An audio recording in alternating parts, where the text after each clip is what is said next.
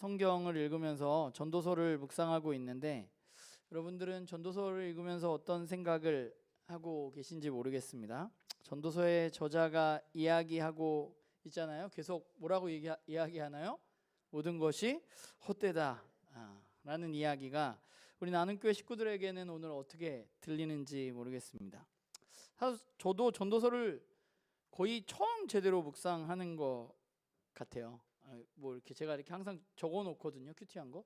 근데 전도서 한 번도 없더라고요. 제가 11년을 했는데 왜 한 번도 안 걸렸을까 생각하면서 요즘에 묵상을 하고 있는데요.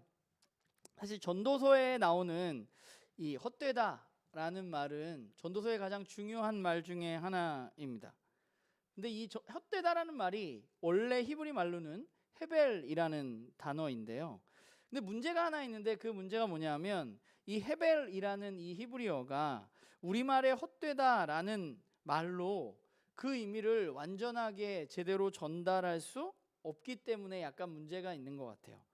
우리가 헛되다는 말은 이렇게 좀 찾아보면 이런 것이죠. 우리가 일반적으로 헛되다는 것은 그냥 아무 보람 없이 실속 없는 거, 뭐 해서 뭐해, 뭐 이런 의미를 가지고 있지만 사실 히브리어 우리나라 말로 헛되다고 번역된 헤벨이라는 말은 오히려 무슨 소용이 있냐, 아무 보람 없지 않냐라는 말이라기보다는 모순 또는 부조리라는 의미에 더 가깝다고 할 수 있습니다. 물론 아까 아무 보람 없이 실속이 없다라는 의미가 아예 없는 것은 아니에요. 그런 의미도 가지고 있지만 그거 하나로 헛되다는 말로 표현하기에는 부족한 말이 바로 이 헤벨입니다. 그러니까 이 헤벨이라는 말은 세상의 모든 것이 약간 일시적이고 무의미하고 공허하고 모순된 것들의 전체, 뭐 이런 의미를 가지고 있는 단어가 헤벨입니다. 저는 사실 요즘에 전도서를 그래서 묵상하면서 성경에 이렇게 현실적인 책도 있나 하는 생각을 하면서 사실은 묵상을 하고 있어요. 왜냐하면 우리가 살아가는 세상은 우리가 배운 대로 움직여지는 세상은 아니기 때문입니다. 우리가 살아가는 세상은, 저와 여러분이 살아가는 세상은 모순과 부조리가 가득한 세상입니다. 일반적으로 우리가 생각하자면, 우리가 배운 대로 생각하자면 착하고 성실한 사람이 더 잘 살고 더 건강해야만 하는 것이 우리가 생각하는 세상이죠. 그래서 우리는 착하게 살고 지혜롭게 살고 성실하게 살려고 애쓰는 것이죠. 그런데 우리가 살아가는 세상은 착하고 성실한 사람들이 과연 더 건강하고 더 잘 사느냐? 그렇지 않은 것을 우리는 우리가 살아가는 세상 속에서 많이 보는 것이죠. 전도자의 저자가 살던 그 세상, 그리고 오늘 우리가 살아가는 세상은 바로 우리가 생각하고 우리가 배운 대로 되어지지 않는 세상, 부조리와 모순이 여전히 가득한 세상, 그 세상에 저와 여러분은 오늘 살아가고 있는 것입니다. 우리가 대림절 기간을 보내고 있는데요, 대림절은 예수님의 탄생을 기다리는 시간입니다. 오늘 우리가 읽은 본문은 예수님이 이 땅에 탄생했던 때의 이야기입니다. 사실 오늘 본문은 교회를 좀 다니신 분들이라면 성탄절 발표회에 굉장히 단골 메뉴 중에 하나인 동방박사들의 이야기입니다. 동방박사는 몇 명인가요? 어디 나왔나요? 3명이라고 나오지는 않습니다. 그런데 우리는 3명이라고 알고 있죠. 왜 3명이라고 알고 있나요? 연극에서 3명이 항상 나왔기 때문입니다. 왜 3명이 나왔을까요? 황금과 유향과 모략을 한 사람 앞에 하나씩 드렸기 때문에 3명이 나왔겠죠. 근데 성경을 어디를 봐도 동방박사가 3사람이 찾아왔다는 얘기는 없습니다. 어쨌건 우리가 성탄절 성극을 이렇게 동방박사에 대한 이야기들을 보다 보면 굉장히 따뜻하고 신비롭고 아름다운 이야기로 표현되어지는 경우가 많은 것 같아요. 동방박사가 멀리서부터 별을 보고 와서 예수님을 경배하는 내용이죠. 그런데 사실 오늘 본문을 우리가 조금 더 자세하게 살펴보면 사실 우리가 생각했던 그 성국의 이미지와는 좀 맞지 않는 그런 현실적인 문제들이 오늘 본문에는 기록되어져 있습니다. 오늘 우리가 읽은 본문은 2장 1절에 뭐라고 시작하냐 하면 헤롯 왕 때에라는 말로 시작합니다. 이 말은 예수님이 태어나신 때에 헤롯이라는 인물이 왕으로 이스라엘 땅을 다스리고 있던 시기라는 매우 구체적인 시간을 이야기해 줍니다. 사실 성경에서 헤롯이라고 지칭하는 사람들은 여러 명이 있어요. 근데 예수님이 탄생할 때 헤롯은 헤롯 대왕, 헤롯 대제라고 불리는 첫 번째 헤롯이고요. 그 뒤에 나오는 헤롯들은 헤롯 대제의 아들들인 경우들이 굉장히 많습니다. 어찌되었건 헤롯이 다스리던 시기는 그러면 어떤 시기냐? 헤롯 왕 때에라고 말했는데 헤롯이 왕이었을 때는 그럼 도대체 어땠느냐 생각해 보면 우선 헤롯이 왕이었을 때 이스라엘은 로마의 지배를 받고 있었습니다. 그런데 로마라는 나라가 로마 제국이 워낙 컸기 때문에 로마는 지역을 나누어서 그 지역을 다스리는 왕을 세우는 분봉왕 제도라는 제도를 시행하고 있었습니다. 그러니까 이스라엘 땅, 로마로부터 너무 머니까 잘 다스리기가 힘든 거예요. 그래서 이스라엘 땅을 다스리는 분봉왕을 세웠는데 그 분봉왕이 누구였느냐? 바로 헤롯이라는 인물입니다. 이 헤롯이라는 인물은 역사적으로 보면 로마의 여러 가지 왕들의 싸움이 있잖아요. 그때 줄을 굉장히 잘 서서 옥타비아누스 쪽에 줄을 잘 서서 왕으로, 분봉왕으로 책정된 사람인데 그 사람은 어떤 사람들이냐? 헤롯에 대한 평가는 두 가지입니다. 하나는 굉장히 예루살렘을 굉장히 건설도 많이 하고 발전시킨 사람으로 기록되어져 있는 경우도 있고, 또 하나는 굉장히 폭군으로 기록되어져 있는 그런 기록이 있어요. 그러니까 예를 들면 굉장히 사랑하는 아내가 있었는데 그 아내를 헤롯 동생이 이제 바람이 났다라고 얘기를 한 게 된 거예요. 근데 헤롯이 질투가 너무 커져가지고 제대로 확인해 보지 않고 그 아내를 죽였습니다. 그리고 아내의 어머니가 헤롯에게 그 사건으로 뭐라고 그랬을 거 아니에요? 그러자 그는 그 장모도 죽였습니다. 그러니까 헤롯 왕이란 사람은 그런 사람이에요. 우리가 쉽게 생각하는. 그러니까 아주 뛰어난 어떤 건설도 열심히 하고 예루살렘의 발전을 갖고 온 인물인 것 같기는 하지만 그러나 굉장히 폭군이고 자신의 눈에 거슬리는 것을 그대로 보지 못하는 그런 잔인한 인물이 바로 헤롯입니다. 예수님은 언제 태어나셨느냐? 바로 그런 왕이 예루살렘 땅을 다스리고 있을 그때에 예수님은 이 땅에 오신 것입니다. 우리는 때때로 예수님을 생각할 때 예수님을 우리의 삶의 어떤 영적인 구원자로만 생각하는 경우들이 좀 있는 것 같아요. 그래서 예수님을 믿는다는 것이 우리의 삶의 현실과는 좀 동떨어진 얘기, 별로 상관없는 얘기, 그냥 우리가 교회에 모여서만 열심히 예배드리고 잘하면 세상과는 별로 상관없는 이야기로 받아들이게 될 때도 있지만, 그러나 예수님은 그런 영적인 구원자만으로 우리에게 오신 것이 아니라 바로 이렇게 헤롯이라는 인물이 이스라엘을 다스리고 있었던 그 시기, 그 깨어진 세상 한가운데에 예수님은 탄생하신 것이죠. 헤롯과 같은 사람이 왕이 되어서 이스라엘을 다스리고 있던 그 시기에 예수님은 유대인의 왕으로 이 땅에 오신 것입니다. 이처럼 포악하고 잔인한 왕이, 이런 헤롯과 같은 인물이 다스리던 시대에 그러면 그들이 믿던 하나님의 말씀을 연구하고 따르는 종교 지도자들은 어떠했는가 살펴보면, 오늘 말씀을 전체적으로 보자면 그 종교 지도자들은 말씀을 연구하는 사람들이고 말씀을 알았습니다. 그런데 아이러니한 것은 예수님이 탄생했는데 그들은 예수님의 탄생을 전혀 알지 못했다는 것입니다. 오히려 누가 알았나요? 이방인이었던 동방에서 별을 연구하던 박사들이 예수님의 탄생의 별을 보고 찾아왔습니다. 그러니까 당시의 종교 지도자들은 어떠했냐? 하나님의 말씀을 연구하고 알고 있었지만, 그래서 동방 박사들이 유대인의 왕이 어디서 납니까? 라고 물었을 때 그 메시아가 베들레헴에서 나실 것이라고 이야기할 수 있는 사람들이었지만, 그러나 그들은 예수님의 탄생, 유대인의 왕의 탄생을 알지 못했고, 또한 그들은 예수님을 찾아가서 경배하지도 않았던 모습을 우리는 본문에서 만나게 되는 거죠. 하나님을 안다고 이야기하고 말씀을 안다고 이야기하는 사람들이지만 정작 예수님의 탄생에는 별 관심이 없었던 그런 사람들입니다. 메시아가 이 땅에 오시는 것에 별로 그렇게 감흥하지 않았던, 물론 그들이 그랬던 데에는 여러 가지 이유들이 있었을 겁니다. 예수님이 오시는 방법이 그들이 생각하는 방법과 달랐기 때문이죠.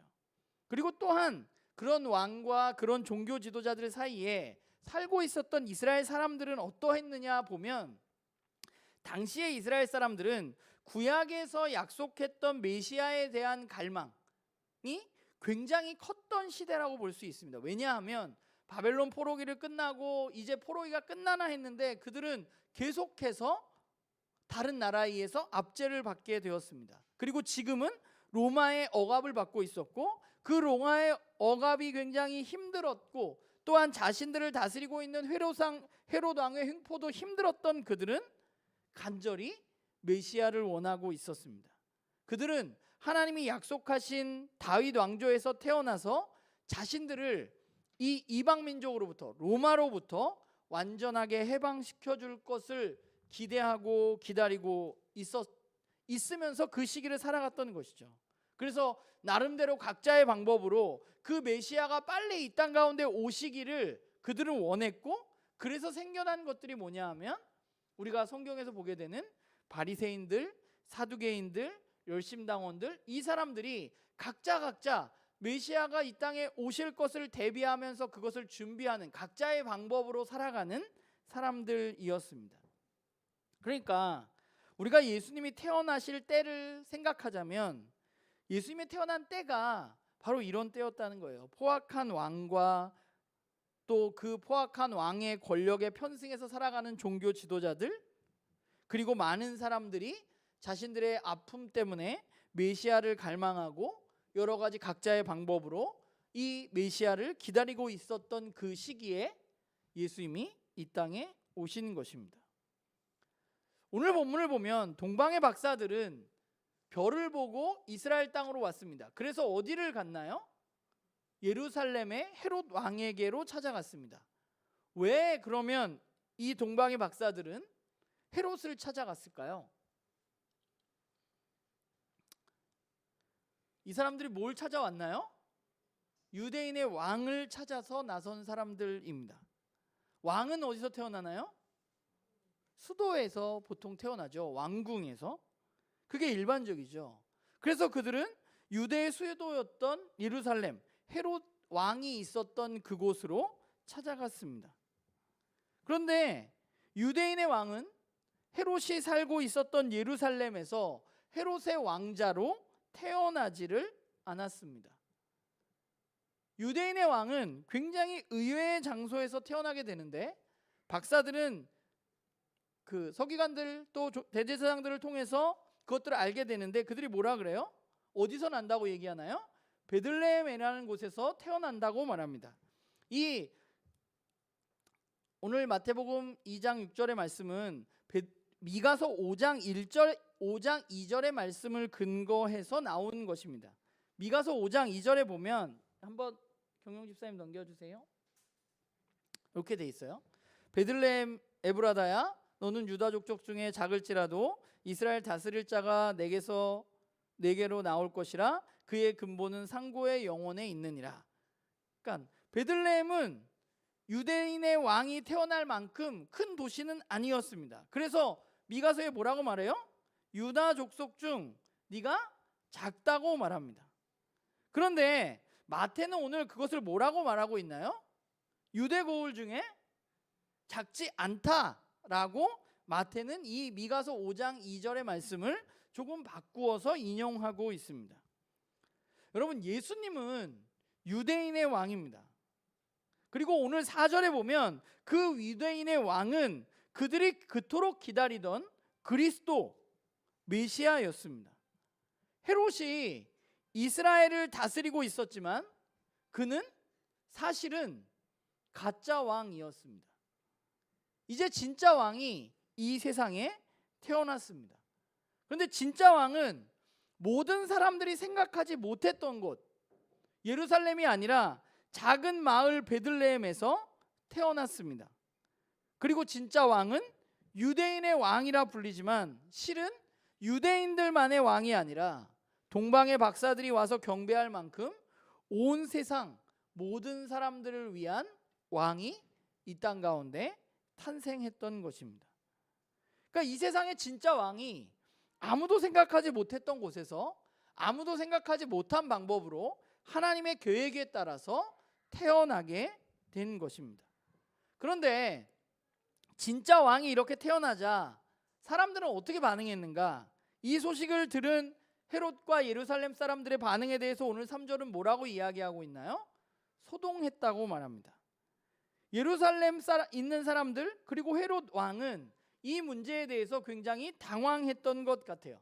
왕이 예루살렘에 지금 있는데, 헤롯이 이렇게 살아 있는데 유대인의 왕이 어디서 태어났냐고 묻는 다른 왕이 태어났다는 소식은 그들을 굉장히 당황하게 하고 어렵게 만들었던 것이죠. 그런데 여기서 하나 더 나아가서 만약에 여기 헤롯 왕이 있어요. 그런데 이스라엘 사람들이 그토록 기다리던 메시아가 태어났다는 소식을 들었어요. 별을 보고 찾아왔어, 동방의 박사들이. 그래서 가르쳐줬어, 베들레헴에 있다고. 그러면 어떻게 하는 게 상식적인가요? 가야죠. 메시아가 태어났다며 그렇게 기다리던 사람들이 찾아야 될 거 아닙니까? 그런데 유대인들 중 어느 누구도 예수님을 찾지 않았습니다. 그들은 소동했지만 메시아를 찾지 않았습니다. 심지어 헤롯은 어떻게 했어요? 동방 박사들에게 거짓말을 치고 결국 뒤에 보면 2장 뒷부분에 보면 베들레헴에 있는 2살 미만의 남자아이를 모두 죽이라고 명령했습니다. 그래서 동방의 박사들이 하나님의 꿈에서 하나님의 말씀을 따라서 말없이 떠나자 그는 그곳에 있는 아이들을 다 죽이라고 명령했던 것입니다. 그러니까 진짜 왕이 태어났는데 아이러니하게 진짜 왕을 기다린다던 사람들은 진짜 왕을 찾지 않았고, 심지어 가짜 왕인 헤롯은 진짜 왕을 죽이려고 하는 것이 예수님이 태어났을 때의 이야기입니다.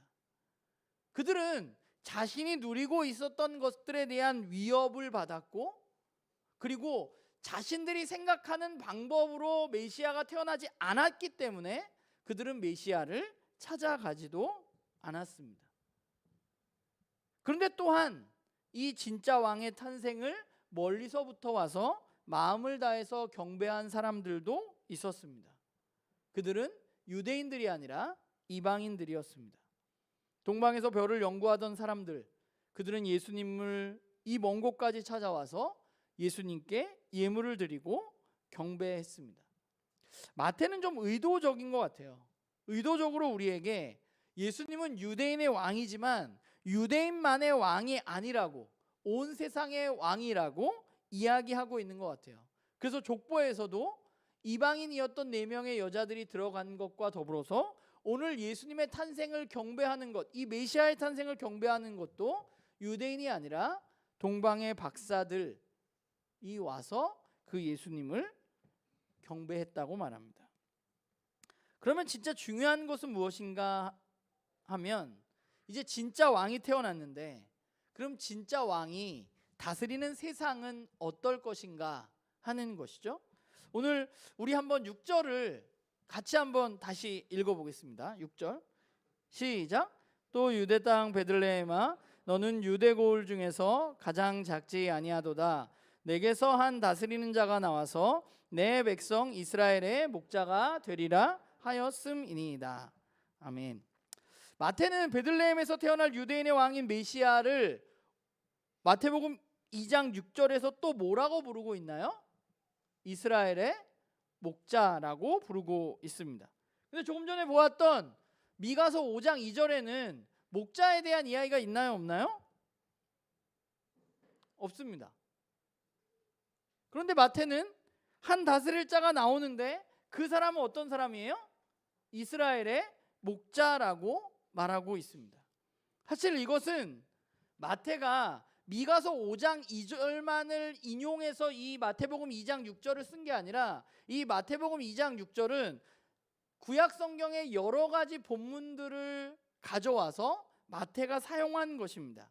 잠깐 우리가 이스라엘 역사를 잠깐 되짚어 보면, 우리가 지난번에 다니엘을 묵상했으니까 여러분들이 조금 쉽게 이해할 거라고 생각하고 제가 짧게 이야기하면, 이스라엘은 바벨론에게 멸망했고 포로로 끌려갔습니다.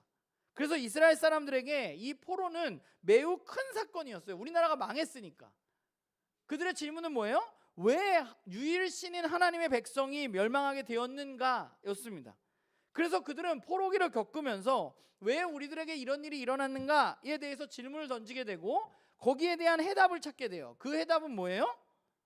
자신들이 하나님의 말씀을 온전히 따르지 않고 이방신을 섬기고 하나님의 말씀대로 살아가지 않은 것, 그것이 자신들이 멸망한 이유라는 것을 깨닫게 됩니다. 그리고 그들이 그것을 깨달았을 때 당시에 포로기에 있었던 예언자들, 하나님이 보내신 예언자들이 그들에게 너희들이 영원히 멸망해 있는 게 아니라 너희들을 회복시킬 왕 메시아가 태어날 거야 라는 회복의 메시지를 주게 됩니다.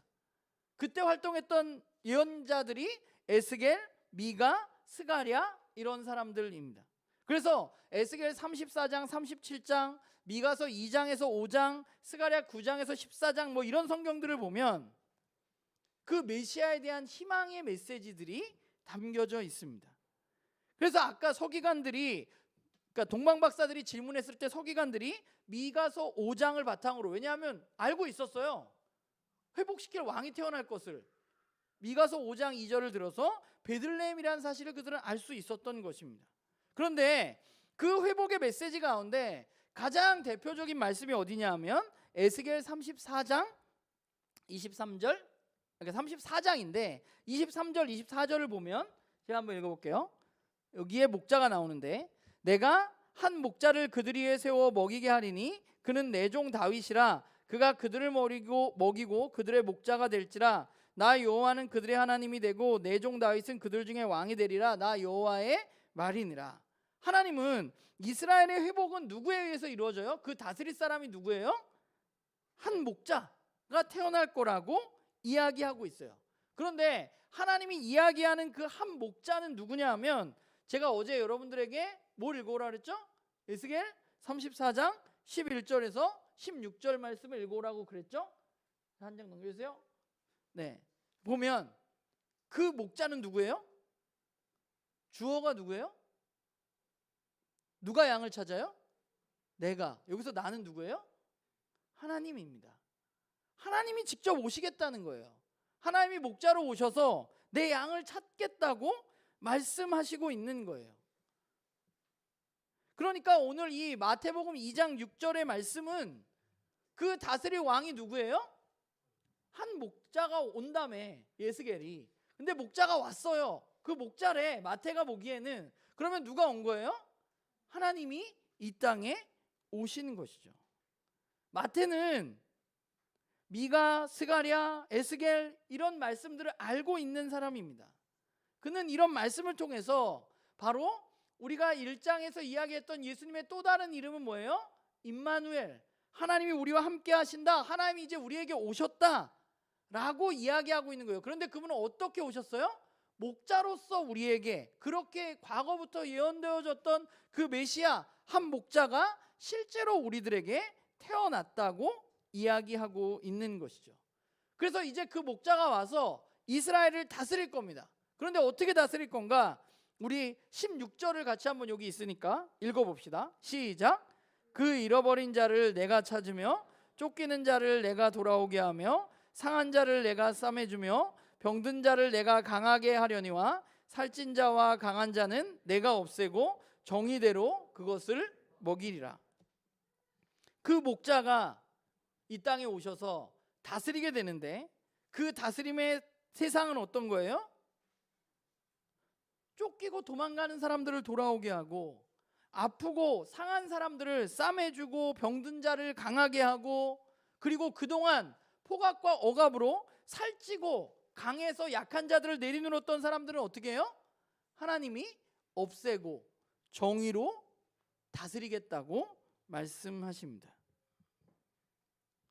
목자이신 진짜 왕이 오셔서 다스리는 세상은 가짜 왕인 헤롯이 다스리는 세상과는 다른 세상입니다.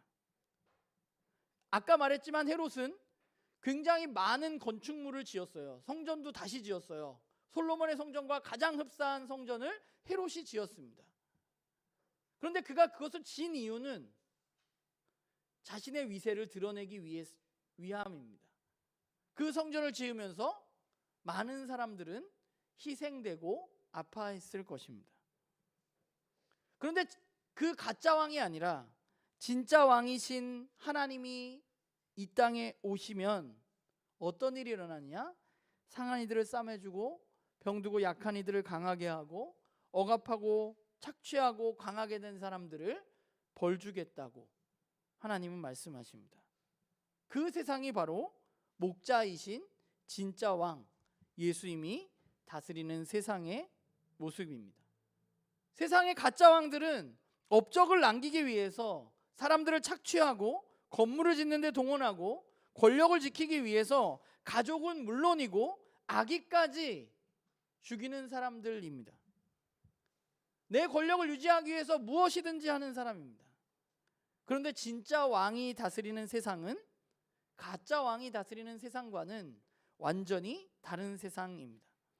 이제 임마누엘 예수님이 태어나심으로 진짜 왕이 다스리는 세상이 가짜 왕이 다스리는 우리가 전도서에서 말하는 그 헤벨 같은 세상에 시작된 것입니다.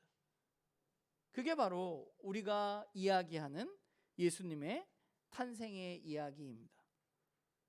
저와 여러분이 오늘날 살아가는 세상은 어떠한가 생각해 보면 여전히 저와 여러분이 살아가는 세상도 이 헤롯의 때처럼 가짜 왕들이 진짜 왕인 것처럼 행세하는 세상입니다. 정의를 이야기하지만 자신들의 이익을 위해서 살아가는 그런 모순되고 깨어진 세상 속에서 저와 여러분은 여전히 살아가고 있습니다. 방법은 바뀌었지만 힘이 있는 사람들은 여전히 힘이 없는 사람들을 괴롭히고 착한 사람보다 악한 사람이 더 잘 사는 세상에 안타깝게 우리는 살아가고 있는 것이죠.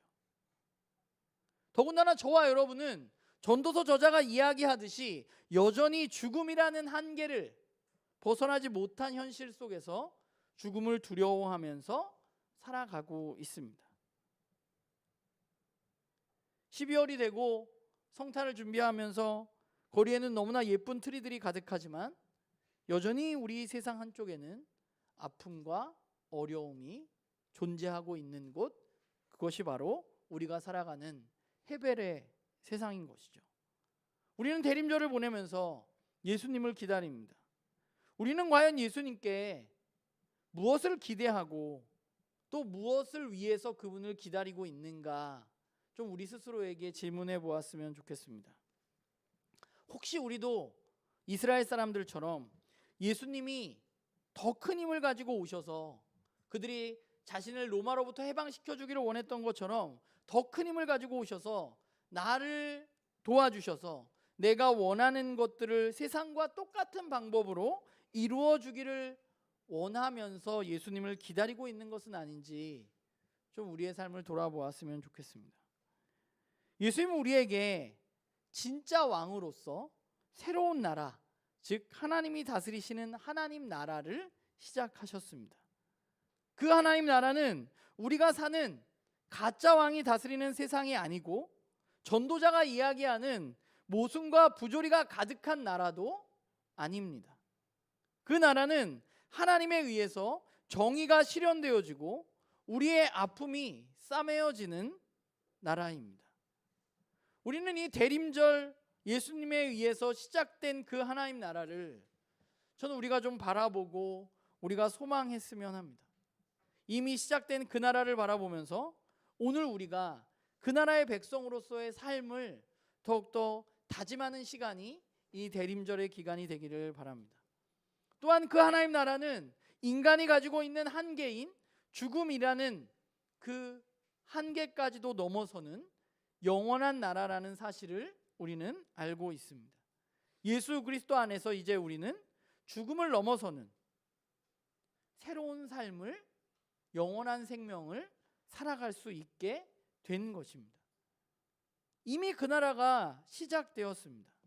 이제 우리는 이 대림절 기간을 보내면서 이미 시작된 그 나라를 다시금 되새기면서 또 하나 완전히 임할 그 나라를 바라보고 소망하기를 원합니다.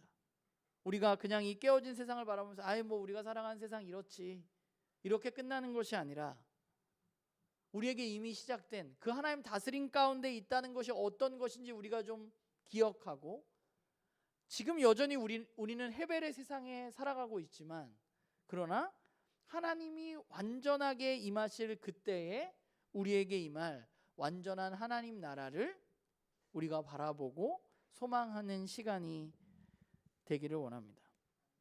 여전히 우리들은 헤벨의 세상에서 모순과 부조리 가운데 살아갑니다.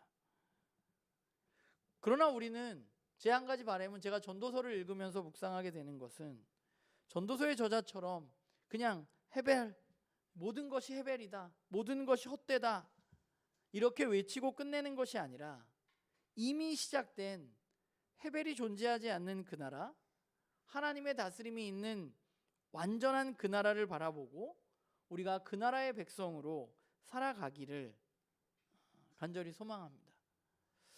우리가 예배당에 오면 트리가 있고, 여러분들 가정에 해놓으셨을 수도 있고, 또 길거리에서 만나는 많은 트리들이 있습니다. 반짝반짝 빛나는 그 트리들을 보면서 이쁘고 참 좋다라는 생각을 하게 되는데, 요즘에 그것들이 굉장히 상업적으로 쓰이고 있지만, 그러나 그게 어떤 의도로 만들어졌건 우리는 그것을 보고 아름답다고 또 이쁘다고 즐길 수 있다고 생각합니다. 그러나 우리는 거기에 한 가지 더해서 그 트리들을 바라보면서 이 성탄을 기다리면서 우리는 오늘 우리가 나눈 말씀 가운데 주님이 오신다는 것을 우리에게 어떤 의미였는지를 우리가 좀 되뇌이는 그런 사람들이었으면 좋겠어요. 그냥 세상 사람들처럼 이쁘다, 좋다 이렇게 끝나는 것이 아니라, 이쁘고 좋지만 그 가운데 있는 주님이 이 땅 가운데 오셔서 진짜 왕으로, 목자로서 오셔서 시작된 그 나라를 정말 우리가 간절히 기다리고 그 나라 백성으로 이번 한 주를 살아가는 그런 우리 나눔교회 식구들이 되기를 간절히 소망합니다. 기도하겠습니다. 우린 여전히